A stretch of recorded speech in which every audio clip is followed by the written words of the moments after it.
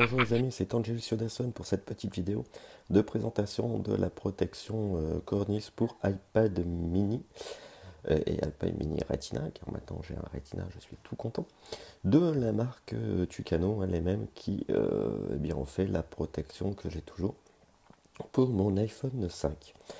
Je dirais que la présentation globale est toujours la même, donc les matériaux font assez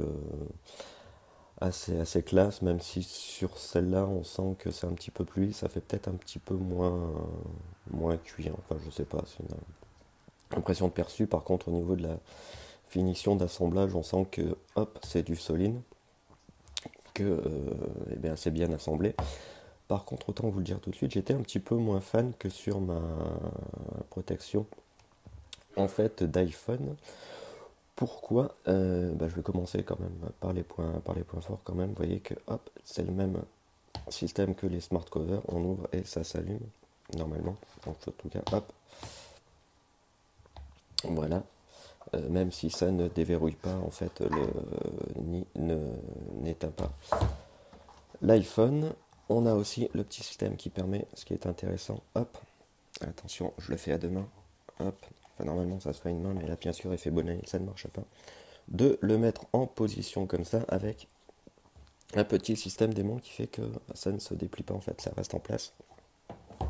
Donc ça c'est les points négatifs, c'est du solide, ça tient bien en place, vous voyez.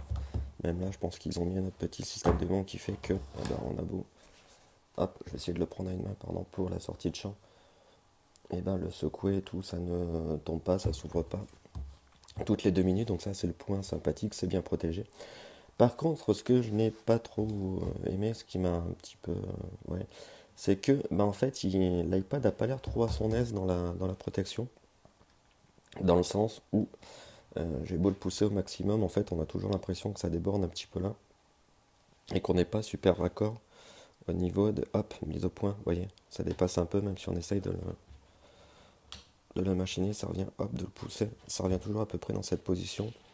On se dit qu'au niveau des ajustages, c'est pas top. Et ce qui me gêne surtout, c'est la couture énorme là. Donc là, jusque là, bon bah, elle est solide, on sait qu'elle craquera pas et tout ça, mais elle dépasse à mort, vous voyez, elle dépasse bien de limite 5 mm.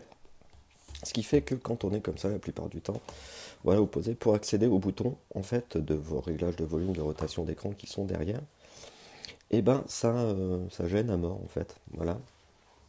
Et il en est de même pour la prise Lightning, quand on veut la recharger, en fait la couture nous gêne, donc c'est pas top. Voilà, donc je dirais que c'est une bonne protection dans le sens où ça protège bien et on sent que c'est du solide, mais au niveau praticité, en fait, il y a deux gros points négatifs qui sont, au niveau praticité surtout, le côté de la couture qui nous embête bien et en plus, eh bien, le côté ajustage où en fait j'aurais peut-être préféré, moi, justement comme sur la protection iPhone, une espèce de coque dans lequel vient s'imbriquer l'iPad pour mieux le tenir, puis comme ça on serait sûr que c'est parfaitement ajusté, que ça ne dépendrait pas en fait en fait du tissu, des trucs comme ça. Enfin du tissu, je veux dire du cuir et de voilà. Au niveau des ajustements, vous voyez que ça baille un peu parce que c'est de la matière souple. En fait, si on avait une matière rigide, ça serait peut-être un petit peu mieux de ce côté-là. Et en plus, on n'aurait peut-être pas besoin de se payer cette couture qui est, ma foi, assez gênante. Voilà, c'était Angelus Yodasson pour ce retour sur la protection Cornice de chez Tucano pour l'iPad mini et l'iPad mini Retina.